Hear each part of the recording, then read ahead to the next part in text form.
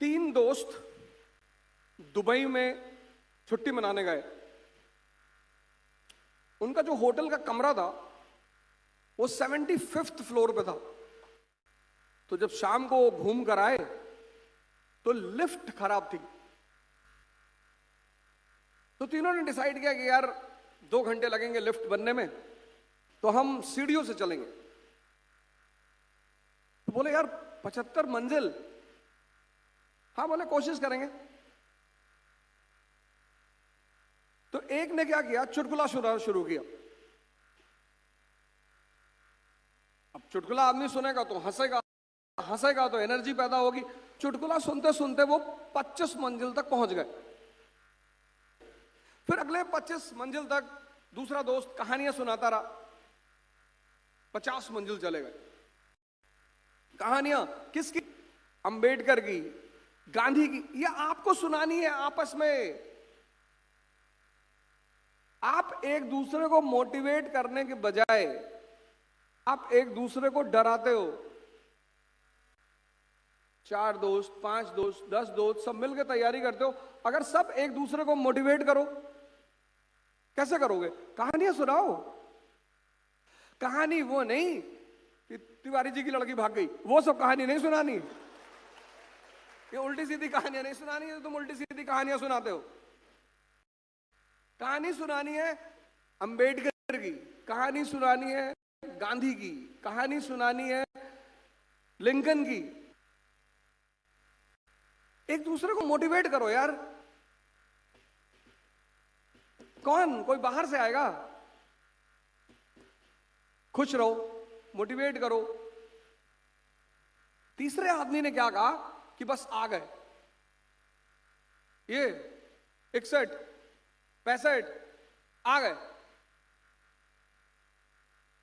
बस आ गए यार, 4 मंजिल और।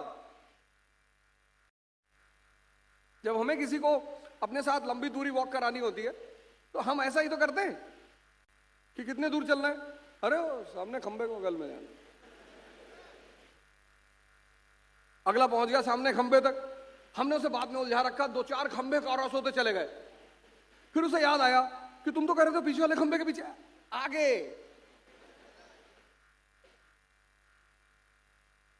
हंसते रहो, एक दूसरे को मोटिवेट करते रहो और बस आ गया। और तीनों पहुंच गए 75वीं मंजिल पर। तीनों 75 मंजिल पे पहुंच गए, 75। पर कमरे की चाबी कार में भूल गए।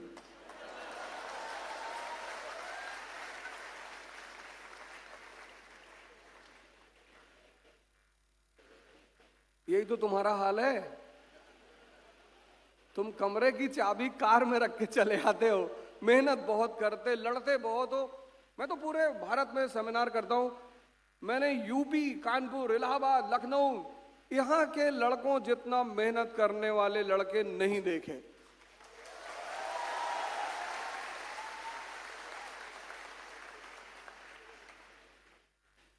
लेकिन 95% की चाबी कार में रखी हुई है। चाबी क्या है? Conceptual clarity.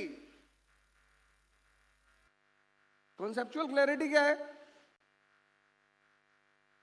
कॉन्सेप्चुअल क्लैरिटी ये है कि जो भी तुम पढ़ते हो वो तुम समझा सकते हो, बता सकते हो, पढ़ा सकते हो। तुम समझते हो। पढ़ना ही नहीं है सिर्फ, समझना। अब ये क्या है समझने की क्षमता? लोग कहते हैं ना हमारा लड़का बड़ा समझदार है। एक वकील साहब के घर में शाम को 8 लोग आ गए। 8 लोग आ गए। तो ये हुआ कि भाई अब यहीं रुकेंगे। तो उन्होंने अपनी वाइफ से कहा चाय बनाओ। श्रीमती जी चली गई चाय बनाने। चाय बनाने गई तो उनको पता चला कि चीनी नहीं है। वकील साहब को बुलाया उन्होंने, कहा यार चीनी नहीं है। अब वकील पढ़ा हुआ आदमी है ना, आईपीएस पढ़ा हुआ आदमी है, समझदार आदमी है, डॉक्टर पढ़ा हुआ है, समझदार है। उसने कहा चीनी नहीं है, कुछ नहीं, फीकी बना दे। मैडम फीकी चाय रही है 8 लोगों के सामने। उसने कहा इसमें से जिसकी चाय फीकी निकलेगी, हम सब कल का डिनर उसके घर करेंगे।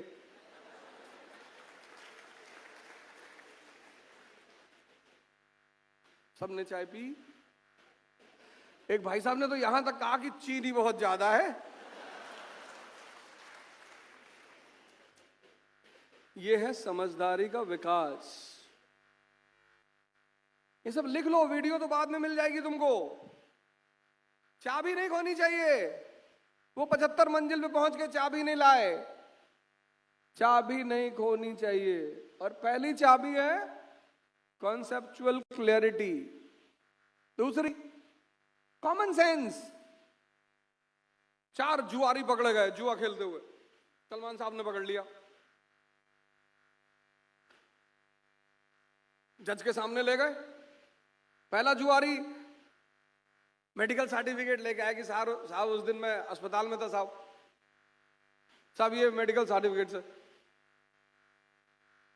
दूसरा ट्रेन की टिकट लेकर आया कि सर मैं तो शहर में था ही नहीं सर। तीसरा अपने ऑफिस की अटेंडेंस रजिस्टर लेकर आया कि साहब ये अटेंडेंस लगी है साहब। हम तो साहब काम कर रहे थे साहब।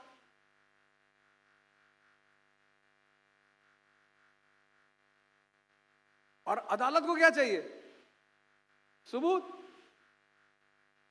3 ने सबूत दे दिए। पहले ने मेडिकल सर्टिफिकेट दे दिया, दूसरे ने ट्रेन का टिकट दे दिया, तीसरे ने अपने ऑफिस का अटेंडेंस रजिस्टर दे दिया। जज ने चौथे की तरफ देखा। उसने कहा माई बाप अकेले कौन जुआ खेलता है?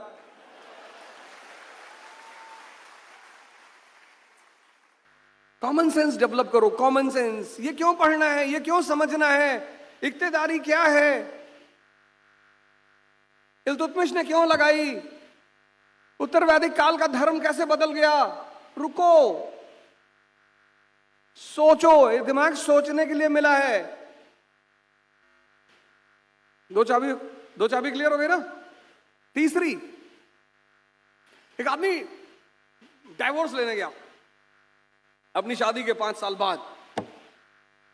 तीसरी चाबी, उसने जज से कहा साहब मुझे डिवोर्स चाहिए। बोले क्यों? बोले ये मेरी बीवी जो है ना, ये मुझे बर्तन फेंक के मारती है। तो बोले कब से मार रही है? बोले साहब 5 साल से मार रही है। तो बोले आप डाइवोर्स लेने आए हो? बोले अब इसका निशाना लगता है। तो तीसरी चाबी क्या है? प्रैक्टिस। चौथी चाबी जो है, फोर्थ,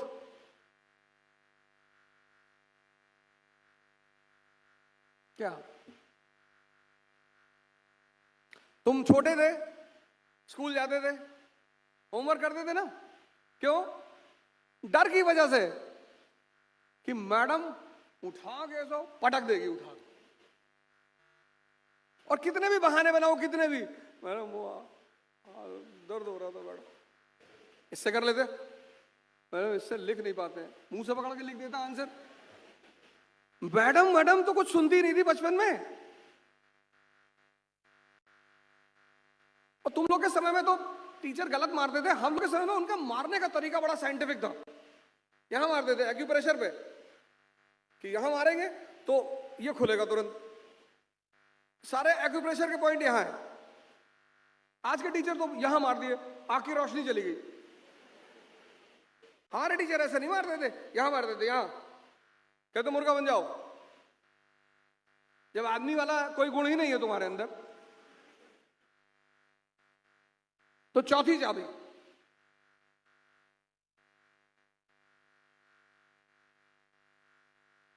चौथी चाबी है दंड, पनिशमेंट खुद को। अगर तुम्हें कोई दूसरा पनिशमेंट देता है तो तुम जिंदगी भर मजबूर रहोगे। खुद को जिंदगी में खुद को डिसिप्लिन करने का सबसे प्यारा तरीका है खुद को पनिशमेंट देना।